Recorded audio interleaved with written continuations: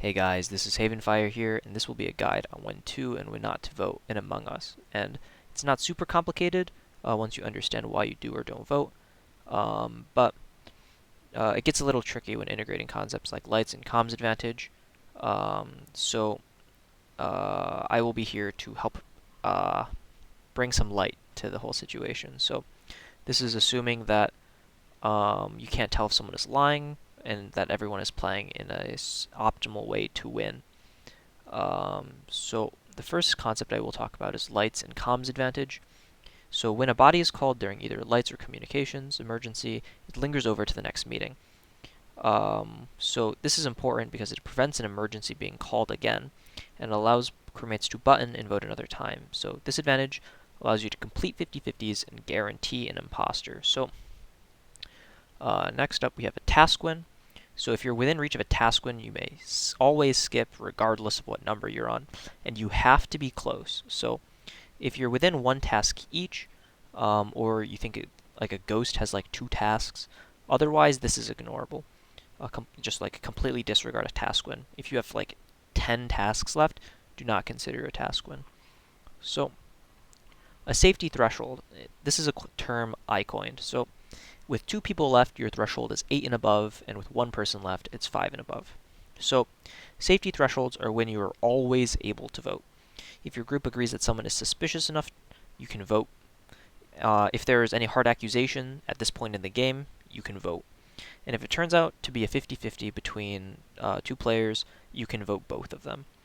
At this stage in the game, it's very good to have an absolute hard accusation. Like if someone says, I saw XYZ event, or I saw this person kill right in front of me. As long as you're on a safety threshold, this is very good. Your chances of winning the game just skyrocketed. So, next we're going to talk about when you're not at its safety threshold, and the rest of this will all be assuming you're not at a safety threshold. So, 7 with 2 imposters.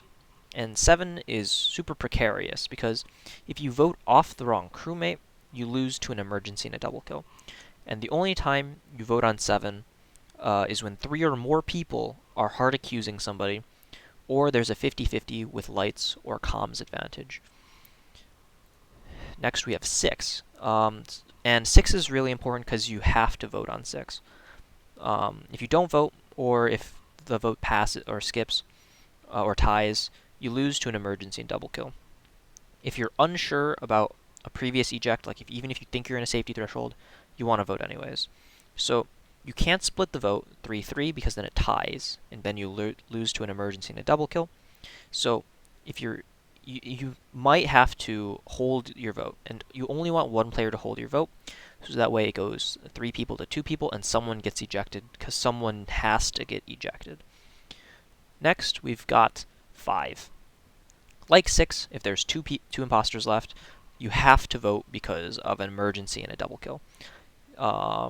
And you have to vote for somebody, even if they're being, even if you're not sure about the 2 people being hard accused, once people start voting, you have to vote one of the 2 people being voted. If you don't vote, you folded the game. The imposters will vote together, they will always have at least 2 votes, and they'll either tie it or get somebody else voted off. If you don't vote here, you fold. You must vote on 5. Next, we've got Final 4. And this is my favorite level of the game because there's a lot of options here. If you've got one suspect and you're absolutely positive it's them, you vote them. If there's even a chance there's 2, you skip. But if with 2 suspects, it gets fun with 2 suspects. So if crewmates have advantage and a button, then fantastic, you win. You just vote out both suspects. But the most common situation is that crewmates don't have advantage. So this means you have 2 options. You can either not vote and then stick together, or you can bet the game and vote there because you're going to lose to an emergency and a single kill. I think that I believe in betting the game there because getting 2 kills or an emergency win isn't super difficult for a good imposter. Like on Skeld, you can get away with an emergency win, or you can get away with 2 kills by using doors. And on Polus, if you use lights properly and you space out your kills properly, you can quickly get up your 2 kills using a combination of like watching who's on vitals or whatever. But that's not the point of this video. So I think that you should vote there because it'll either end up a 50-50 or, like it doesn't matter. It's either the 50-50 now or the 50-50 later, or you just lose now. So that's why I think you should vote. But it depends on your lobby. So if the 2 suspects aren't super experienced, or if your crewmate, then you have the potential for a task win. Then you can skip and go for that stuff. But if you think that the crewmates, if your group is experienced, you can get away with not voting, and everyone sticks together and plays intelligently.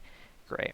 If some people aren't that experienced and start wandering away from the group, dying in bad spots, then it gets super dangerous.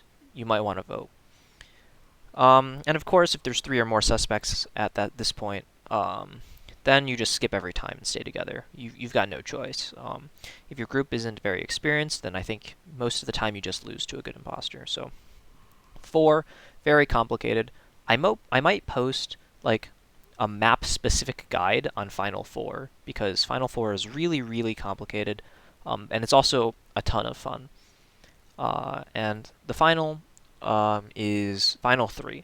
And the only reason you would not vote on 3 is if you're close to a task win. Otherwise, you always vote on 3, and you have to vote one of the 2 suspects. So, thank you for watching my video. This was I didn't see a guide for when to vote or not, so this is my guide. And make sure to like and subscribe, comment what you want to see, and I will see you guys in another video. Peace.